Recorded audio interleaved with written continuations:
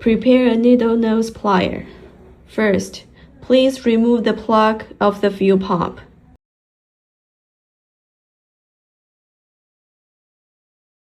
Hold the clip for the pipe.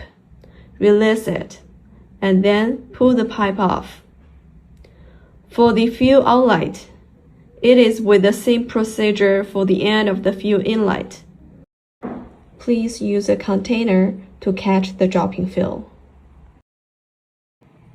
Pull out the old pump from the shock-absorbing rubber.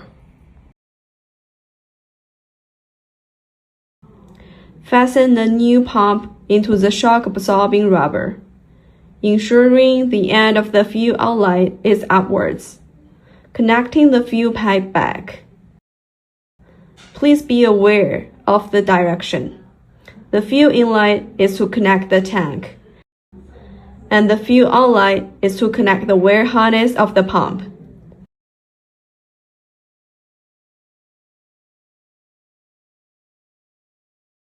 Reconnect the plug for the pump.